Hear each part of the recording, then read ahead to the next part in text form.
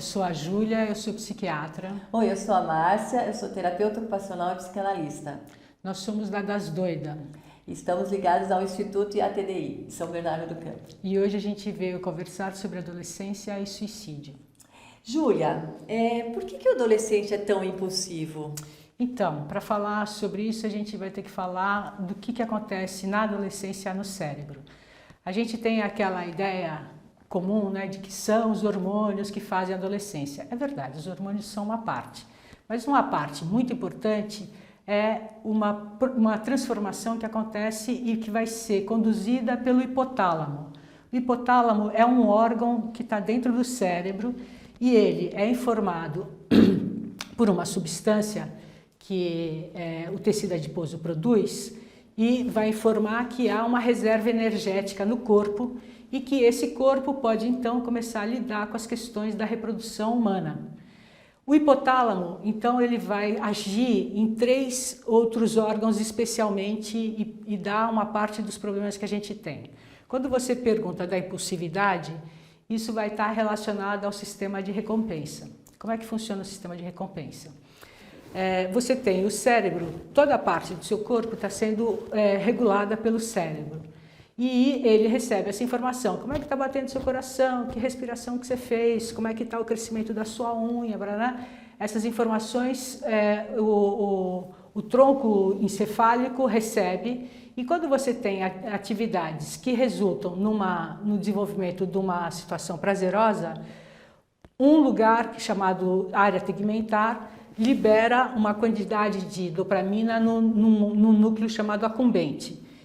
Qual o efeito disso? O efeito é que, olha, esta situação foi muito prazerosa, foi muito divertida. E o que acontece? Qual é a diferença da infância com a adolescência? Na infância, qualquer brincadeirinha diverte, qualquer situação te alegra. Na adolescência, isso vai mudar, porque você vai ter uma mudança estrutural desses órgãos. Então, os receptores que você tem para os neurotransmissores, eles mudam drasticamente. Então, no nível da recompensa, você precisa ter situações mais elaboradas para causar o mesmo efeito de prazer.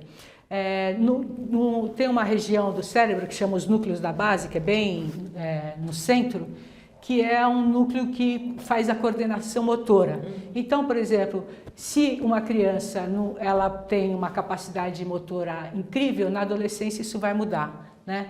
E a outra parte também importante é o amadurecimento do córtex frontal, que é a hora que você consegue reagir com uma atitude organizada para o problema que você tem.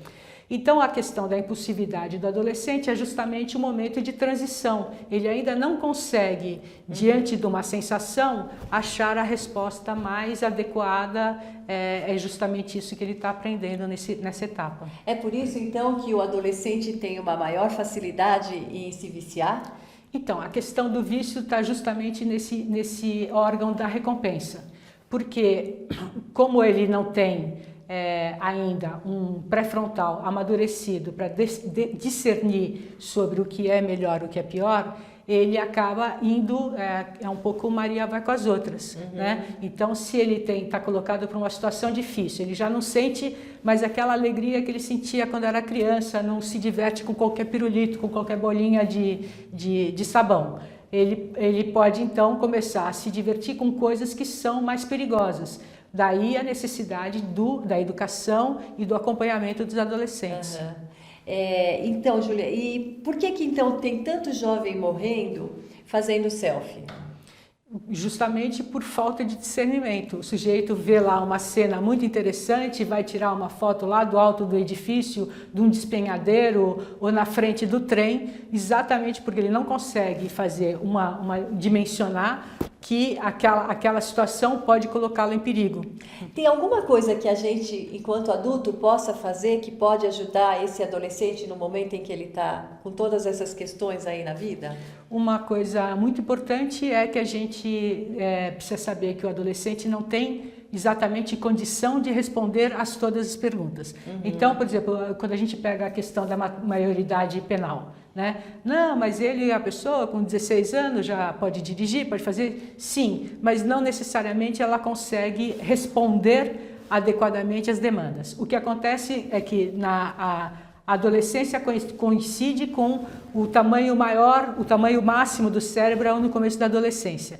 Essa reformulação que acontece nos órgãos do cérebro vão ser graduais. Você vai estar madura mesmo aos 30 anos, né? A gente ainda fala assim, não, maioridade aos 21. Aos 21 você sequer tem maturidade de uma parte do seu pré-frontal que você só vai ter aos 25 anos. Agora, um entendimento bom, funcionamento do cérebro, que é capaz, que consegue responder às demandas, isso vai acontecer só aos 30 anos. Tá, então a gente entende que todos esses fatores são muito importantes e acabam agravando qualquer coisa que aconteça com esse adolescente, porque na verdade existe uma pressão externa para que ele já responda nesse lugar de adulto quando ele ainda não está preparado para essas respostas. Isso a gente vê especialmente na questão do suicídio infanto-juvenil, né? A gente tem, por exemplo, no Japão, a história do Setembro Amarelo está muito vinculado à educação no Japão. Por quê? Dia 1º de setembro começam as aulas. É o dia de eleição de suicídio. Então, a gente tem, de 72 a 2013, 18 mil jovens japoneses se suicidaram. 130 deles no dia 1º de setembro. Né? Se você vai para a Índia, esse índice são 135 mil suicídios em 2015, sendo que 40% deles foram pessoas de 10 a 30 anos. Na Coreia, esse índice tem níveis epidêmicos. 32 habitantes por 100 mil, 32 suicídios por 100 mil habitantes. Isso, para vocês terem uma ideia, em São Paulo, o nível de homicídio é 10 por 100 mil habitantes. O Brasil é um país com maior nível de homicídio, com 49 homicídios por 100 mil habitantes. 32 suicídios por 100 mil habitantes é uma catástrofe, né? Especialmente atingindo a idade de jovens. E é isso que eu acho que é importante para a população saber, gente. Como que a gente consegue estar mais próximo desse jovem, Júlia, e poder prevenir e evitar esse tipo de acontecimento? É importante estar próximo do jovem, conversar com o jovem, instruir, entender que a educação pode ser mais demorada do que a gente gostaria que fosse. E aí tem uma expectativa e uma fala que a gente ouve muito por aí, de que o esporte pode ser um fator importante e benéfico na vida, principalmente no adolescente. Tem alguma coisa ou alguma idade que o esporte favoreça e pode ajudar nesse adolescente? Então, o esporte, ele vai ser...